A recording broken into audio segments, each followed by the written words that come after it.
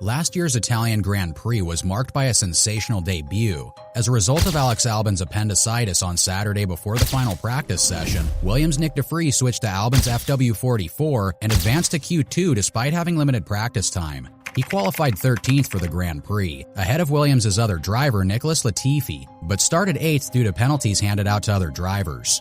The following day, de Vries finished 10th in his first Formula One race, earning points. Fans voted him driver of the day, and his performance that afternoon at Monza earned him a full-time seat with AlphaTauri for the 2023 season. However, after 10 races and less than a year, de Vries has been shown the exit door. But what happened to Nyck de Vries? In an unexpected move, AlphaTauri and Red Bull announced on Monday that Daniel Ricciardo would be assuming his seat with immediate effect. While the change wasn't entirely unexpected, given that there had been reports of a possible relocation following the summer vacation, its suddenness was.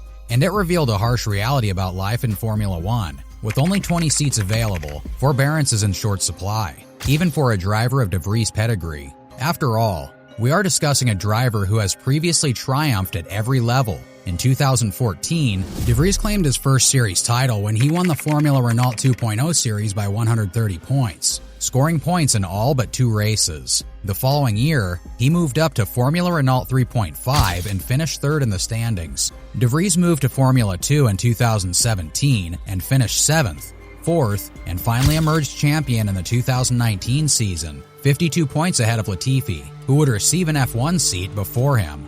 His form didn't stop there. Back in 2020 to 2021, he secured the Formula E championship.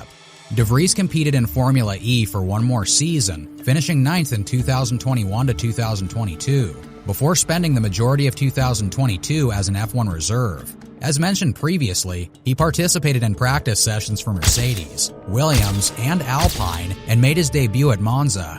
The team was ecstatic when AlphaTauri declared that he would be replacing Pierre Gasly after the latter's departure to Alpine. Now we are delighted to begin with a new extra with Nyck, who is very welcome at Scuderia AlphaTauri. Team principal France Tost remarked at the time, he is a highly skilled driver, having won in all categories in which he competed, and having many races and championships under his belt. His most recent major accomplishment was winning the Formula E World Championship, which demonstrates he is a very competitive driver who deserves a seat in F1.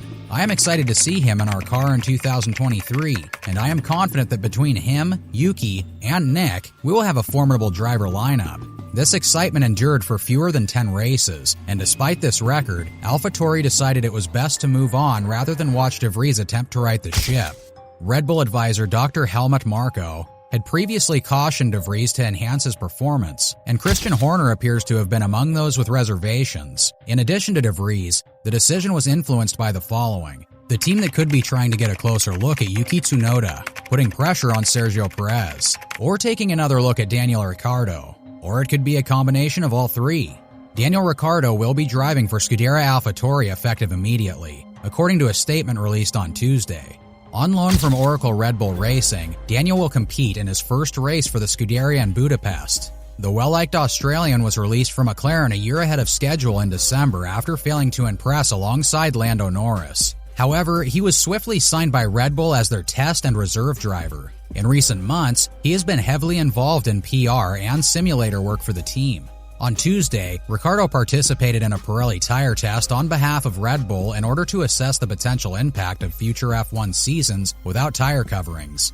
In addition, he is scheduled to drive for the team in a test at Monza later this year, although it remains to be seen whether his plan will be altered in light of this transfer to AlphaTauri. Red Bull team principal Christian Horner said, "It is great to see Daniel hasn't lost any form while away from racing, and that the strides he has been making in his sim sessions translate on track. His times during the tire test were extremely competitive. It was a very impressive drive, and we are excited to see what the rest of the season brings for Daniel on loan at Scuderia AlphaTauri." Dr. Marko, who has earned a reputation as a cold-hearted figure during his tenure as Red Bull's chief advisor, has made yet another ruthless decision by changing drivers so rapidly. In 2016, he replaced Daniel Kvyat on the senior team after only 6 months with Max Verstappen. And Pierre Gasly suffered the same fate 3 years later after his promotion from Toro Rosso. De Vries, on the other hand, will depart Formula One without a single point in 2023 and will be left to ponder what went wrong from a distance over the next few months. Dr. Marco had previously warned him that he could be fired if his performance did not improve, and the 80-year-old had stated in May that he would not hesitate to fire de Vries if his position became untenable. We spoke to de Vries, and he agrees with us. He needs to improve. Dr. Marco told F1 Insider, "The gap to teammate Yuki Tsunoda, who is doing a great job, is too big. To use footballer jargon, Nyck has a yellow card, but not the red one yet. If he improves, a driver change will not be an issue." Nyck de Vries has acknowledged that losing his AlphaTauri seat on the Formula One grid is painful in his first public comments about his departure. A short note from me. After recent events, I decided to take some time for myself away from social media, which I had continued to do, de Vries wrote on Instagram. "I would like to thank Red Bull and Scuderia AlphaTauri for the opportunity to live my dream. Of course, it hurts that the F1 chance I dreamt of for so long ended prematurely, but life is not a destination, it's a journey. And sometimes you have to take the hard road to get where you want to be. I am grateful for our privileged lives, proud of our journey and my family. This is just another experience. We move on and look forward to the next chapter. Thank you to everyone for your kind and encouraging messages in the past week. It's been heartwarming to feel your support. However, this also demonstrates how cruel and transient life in Formula One can be. George Russell, like many other F1 drivers, confronted an uncertain future a few years ago.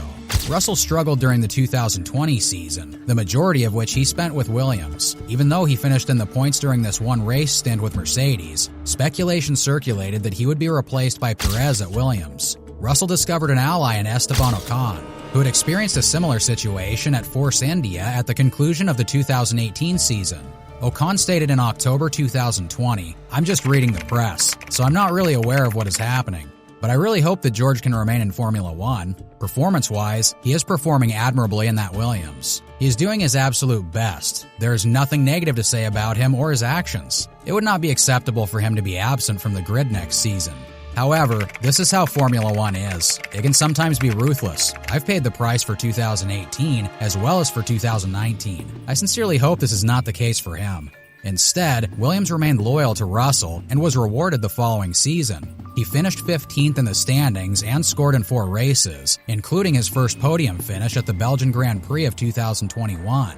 Williams' recompense for his patience? A Mercedes seat alongside Lewis Hamilton. However, Red Bull is aware that they have an opportunity to seize the moment. They are the dominant team on the field, with all other teams playing catch-up.